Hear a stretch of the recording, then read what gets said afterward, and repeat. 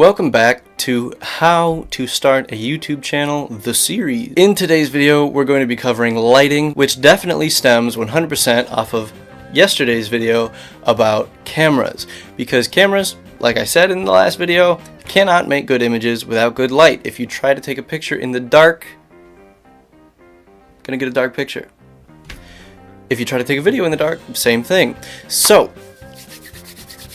today's video is going to be about lights so that you're able to get good images out of your camera that you hopefully have purchased, or you already had, or maybe you're using your phone. Still, you need light. So, in today's video, I'm going to be covering how to set up your lights and kind of also how to set up your lights if you're using a green screen like I am. So, without any further ado, I'm going to roll that intro and we'll get right into this.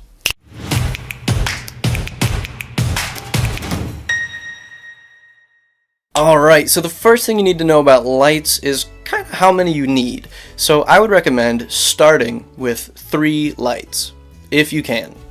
I know I couldn't when I started, but if you can, definitely get 3 lights. A lot of lighting kits that you will be able to buy on Amazon, like a couple that I'll leave linked below, different price ranges, different lighting options, come with 3 lights. And a bag to carry them in, which is super nice.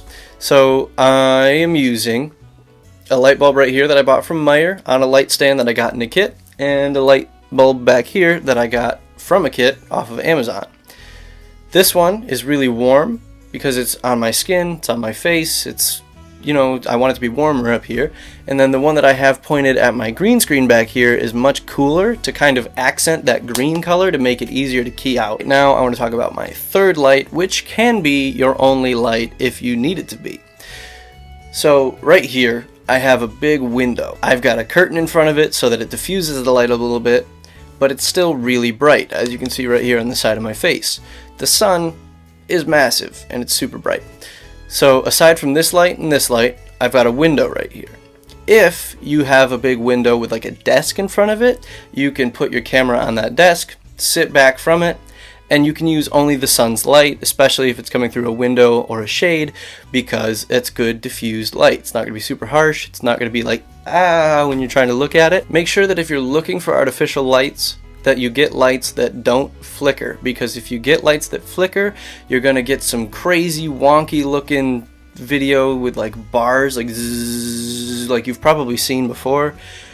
If not, go find some flickering videos. They're really horrible to watch, and you definitely don't want your videos to look like that. So get some lights that don't flicker, get bright lights if you can, and try to stick, if you're not shooting on a green screen, try to stick to one color temperature, because that'll make it a lot easier in post to make your video look good, because you won't have to match this with that and try to make everything go the way that you want it to. But if you are shooting on a green screen, you want a warm light for you and a cool light for your background, so that it's easier to separate those two things while you're editing. If you're looking to go more traditional with your lighting, you need 3 lights also, but you're going to want them all to be the exact same color temperature, other than what's called practical lighting, which are little lights that you'll see in the background, like this lamp that you can see behind me. So you want a key light, which is going to be up above you a little bit, pointed at you. You're going to want a fill light, which is going to come from the other side that the key light is not on, and it's going to be a lot like dimmer, a lot smaller, and it's just to fill in the other side of your face a little bit so that we don't lose it completely to shadow.